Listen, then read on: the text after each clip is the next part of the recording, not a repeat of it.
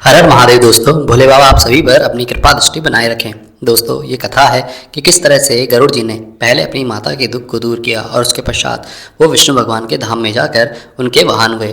कथा का पहला पार्ट का लिंक हमने डिस्क्रिप्शन में दिया है, आपसे अनुरोध है कि कृपया उसे एक बार अवश्य देख लें। सती विनता ने गरुड़ से कहा, बेटा मुझ पर महान दुख आ पड़ा है, तुम उसका निवारण करो। बहन कद्रू मेरी सौत है। पूर्व काल में उसने मुझे एक बात में अन्यायपूर्वक हराकर दासी बना लिया। अब मैं उसकी दासी हो चुकी हूँ। तुम्हारे सिवा कौन मुझे इस दुख से छुटकारा दिलाएगा? कुलनंदन, जिस समय मैं उसे मुँह मांगी वस्तु दे दूंगी, उसी समय दासी भाव से मेरी मुक्ति हो सकती है। गरुड़ ने कहा, माँ शीघ्र ही उसके पास जाकर पूछो वह क्या चाहती है, मैं तुम्हारे कष्ट का निवारण करूँगा। तब दुखिनी विनता ने कद्रू से कहा, कल्याणी तुम अपनी अभीष्ट वस्तु बताओ, जिसे देकर मैं कष्ट से छुटकारा पा सकूं। यह सुनकर उस दुष्टा ने कहा, मुझे अमृत ला दो। उसकी बात सुनकर विनता धीरे धीरे लौटी और बेटे से दुखी होकर बोली, पुत्र वह तो अमृत मांग रही है, अब तुम क्या करोगे? गरुड़ ने कहा, माँ तुम उदास न हो, मैं अमृत लेकर आऊँगा। ऐसा कहकर मन के समान वेगवान पक्षी गरुड़ सागर से जल ले आकाश मार्ग से चले। उनके पंखों की हवा से बहुत सी धूल भी उनके साथ साथ उड़ती गई। वह धूल राशि उनका साथ न छोड़ सकी। गंतव्य स्थान में पहुंचकर गरुड़ ने अपनी चोंच में रखे हुए जल से वहां के अग्निमय प्राकार को बुझा दिया तथा अमृत की रक्षा के लिए जो देवता नियुक्त थे उनकी आंखों में पूर्वोक्त धूल भर गई, जिससे वे गरुड़ जी को देख नहीं पाए। बलवान गरुड़ ने रक्षकों को मार गिराया और अमृत लेकर वे वहां से चल दिए। पक्षी को अमृत लेकर जाते देख ऐरावत पर चढ़े हुए इंद्र ने कहा, पक्षी का रूप धारण करने वाले तुम कौन हो, जो बलपूर्वक अमृत को लिए जाते हो?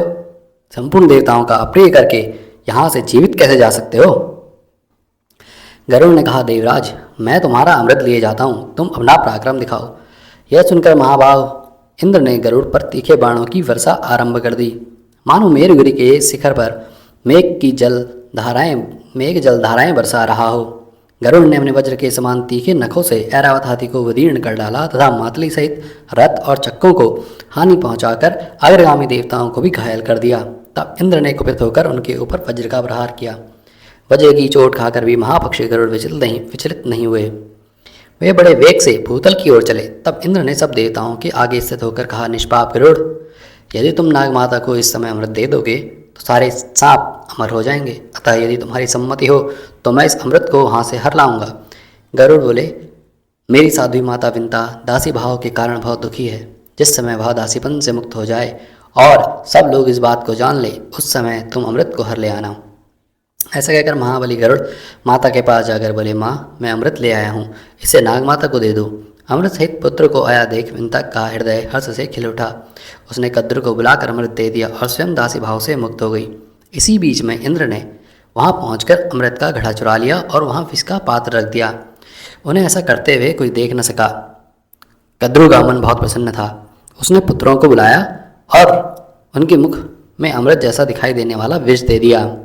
नाग माता ने पुत्रों से कहा, तुम्हारे कुल में होने वाले सभी सर्पों के मुख में ये अमृत की बूंदें नित्य निरंतर उत्पन्न होती रहें तथा तुम लोग इनसे सदा संतुष्ट रहो। इसके बाद गरुड़ अपने माता पिता से वार्तालाप करके और देवताओं की पूजा कर अविनाशी भगवान श्री विष्णु के पास चले गए और इस प्रकार गरुड़ जी भगवान विष्णु के वाहन हुए। जो गरुड़ जी के उत्तम चरित्र का पाठ या श्रवण करता है वह सब पापों से मुक्त होकर देवलोक में प्रतिष्ठित होता है। इस कथा को सुनने के लिए आप सभी का धन्यवाद। आपसे निवेदन है, कृपया हमारे चैनल को लाइक, शेयर और सब्सक्राइब करना ना भूलें। आप सभी का पुनः धन्यवाद।